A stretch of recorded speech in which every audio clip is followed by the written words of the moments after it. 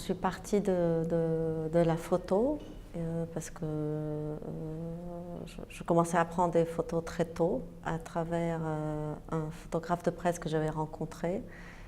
Alors, cette personne couvrait la guerre civile du Liban et donc je l'accompagnais dans les événements. Et au fait, lui couvrait l'événement et moi je couvrais à côté, évidemment. C'est comme ça que j'ai commencé à faire de la photo. Et petit à petit, je commençais à m'intéresser à la photo, à comment la photo est indicielle, en référence à Rosalind Krauss. Et puis de la photo, je suis passée à d'autres techniques d'empreinte, etc. De la photo, c'est comme si je prenais la photo en 3D. Et c'était évidemment lié à la guerre civile et aux empreintes de la guerre civile. Et forcément, je documentais rien alors que lui documentait évidemment un événement précisément. Et voilà que je suis commencée à être sensible sur est-ce qu'il faut documenter, si je documente, qu'est-ce que c'est, etc.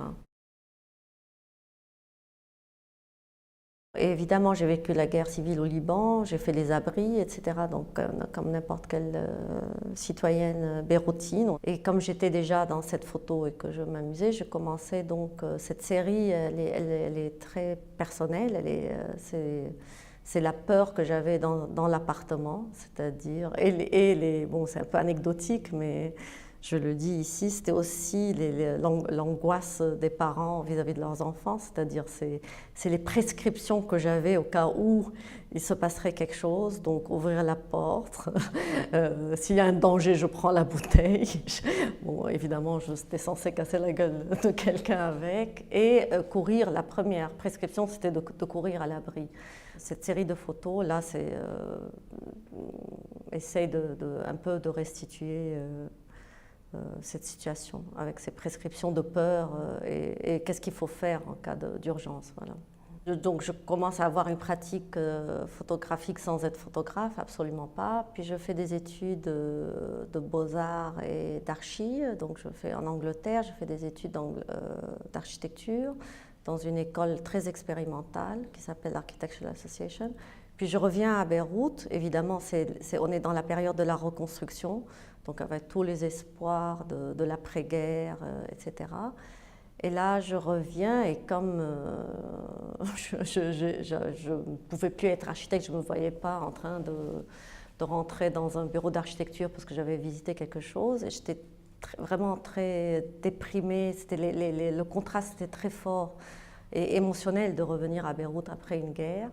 Je me souviens, j'étais avec un ami, on se promenait comme ça, je dis, mais enfin, qu'est-ce que je vais faire? J'ai pris la décision de rentrer et maintenant je suis rentrée, voilà.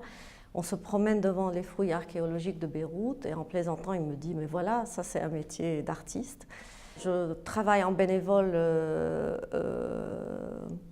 sur le site de Leila Beder et ça c'était le mur phénicien. J'étais complètement fascinée, donc là c'est une passion qui s'ouvre à moi. Je crois que jusqu'à aujourd'hui, je peux dire que c'est le plus beau métier que j'ai fait. Ensuite, donc, je passe de ce site à la place des Martyrs. Et là, c'était une rencontre, c'était ma première rencontre avec Catherine Aubert, donc, qui était l'archéologue du site et qui m'a vraiment guidée dans l'histoire de ce site, de cette fouille. Et je suis restée 6 ans. Alors, sur ce site, j'étais au début, donc, j'étais sous la direction de Catherine Aubert parce que je ne connaissais rien à l'archéologie ni aux strates, etc. Et ensuite, donc, j'étais responsable du dessin, donc du relevé. Donc, petit à petit, j'ai commencé à dessiner, puis j'ai eu la responsabilité de dessin du fouille, donc, puisque j'ai été initiée, j'ai pris une formation, etc. Et donc, je dessinais, je dessinais tous les jours. Et sur ces dessins, donc, je commençais, comme j'avais pas de référent, je commençais à les colorer puisque je devais constituer des légendes propres, d'où la coloration de ces dessins qui sont un peu exceptionnels parce que d'habitude, parce que je me suis inventé mes propres légendes pour ces dessins. En fait, la discipline archéologique était une découverte pour moi dans sa complexité et dans la division du partage du temps, c'est-à-dire l'avant-midi, le site. Donc on revient à cette histoire de pratique et théorie. Donc elles étaient très bizarrement sectionnées mais jumelées, c'est-à-dire qu'on fouillait l'avant-midi. L'après-midi, c'était la réflexion, le nettoyage, la restitution, etc. Et à partir de là, donc, je commençais à m'intéresser aux techniques que les autres archéologues faisaient, donc pas le dessin, puisque j'étais co-responsable du dessin. Je commençais à regarder à côté.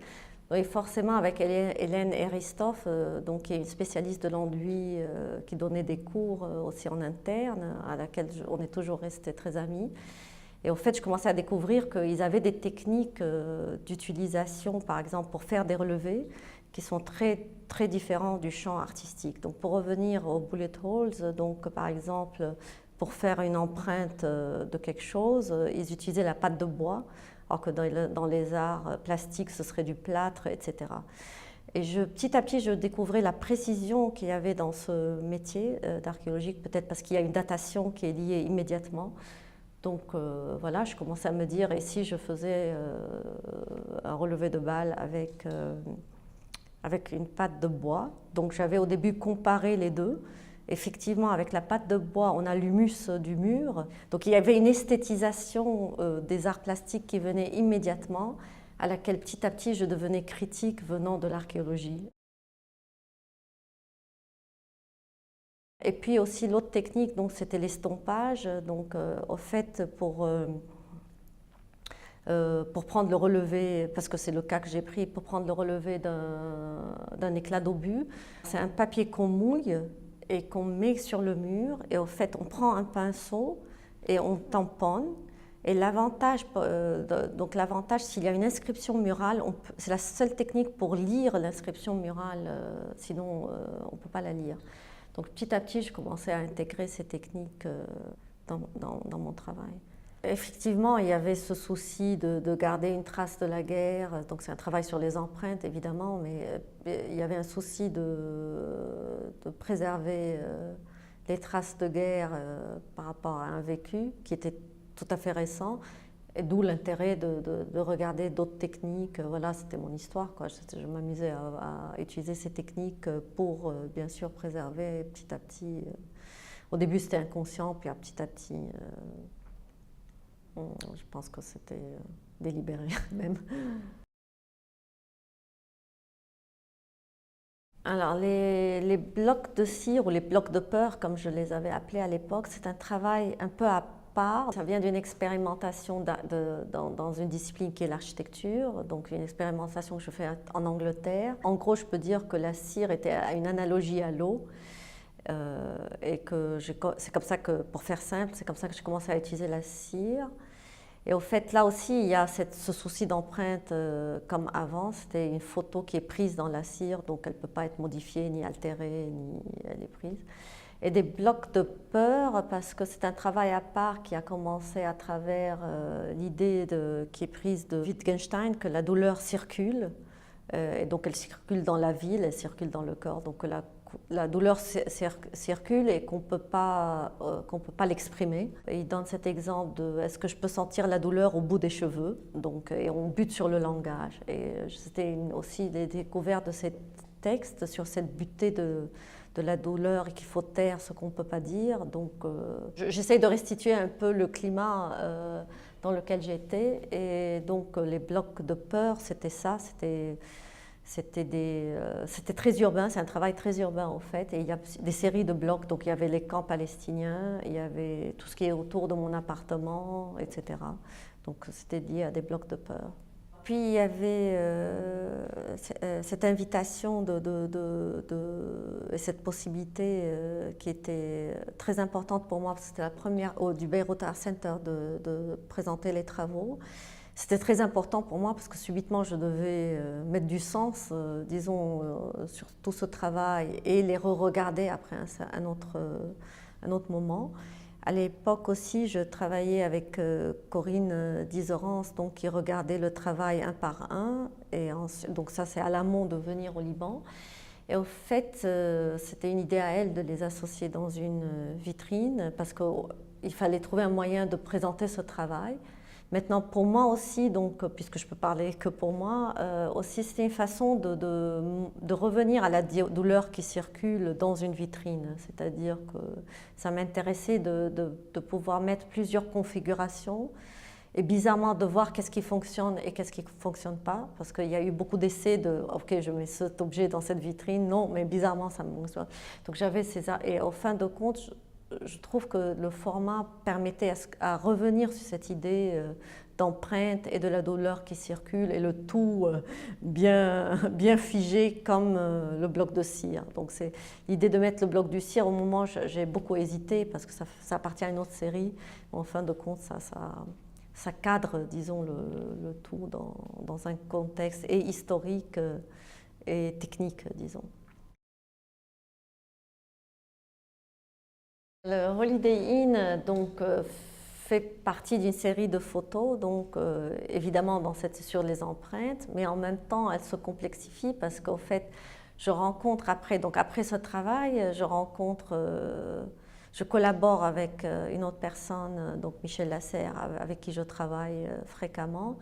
Et 2 ans plus tard, 2 ans plus tard aussi, je rencontre Catherine David qui était une commissaire d'expo qui travaillait sur le Liban. Donc tout ça devient une rencontre et une dynamique de travail. Donc j'avais fait ces photos sur le Holiday Inn et sur le hall du Holiday Inn qui à l'époque était occupé par le renseignement syrien et libanais. Donc c'est un immeuble aussi comme les blocs de peur qu'on ne pouvait pas approcher au fait. Et donc on pouvait voir que de loin, etc.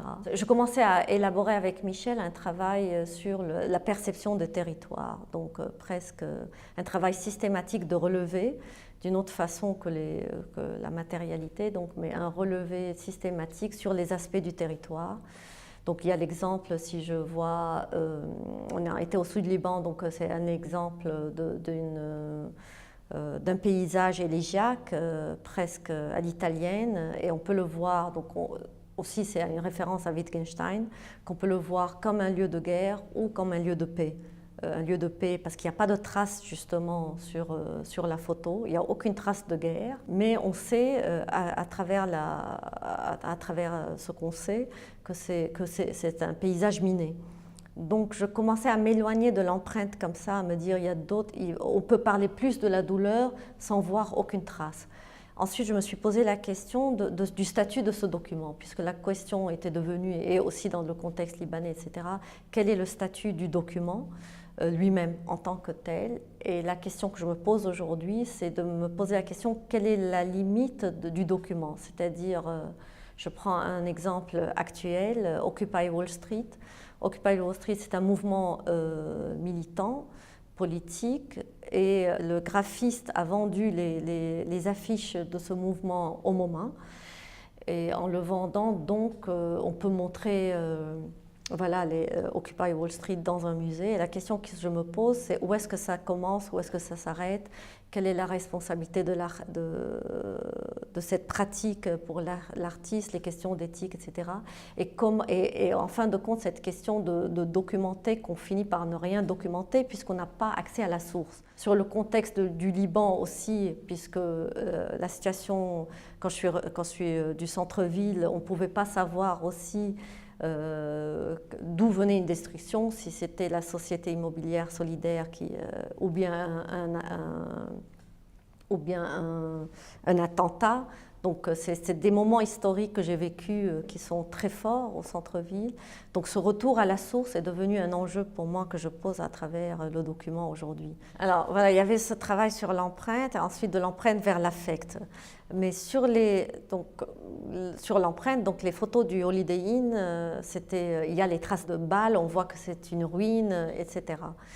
Donc ensuite, ce travail, je l'ai utilisé dans la monographie en même temps, c'est-à-dire, c'est un peu comme maintenant, c'est-à-dire je fais quelque chose et je disais son contraire. Donc je me suis permise de mettre des photos que j'avais faites avant qui montrent une destruction visible, une ruine en l'occurrence, alors qu'ils sont publiés dans un contexte où je disais le contraire, où je disais que à la limite, je n'ai pas besoin d'une trace pour savoir que je suis dans une situation de guerre.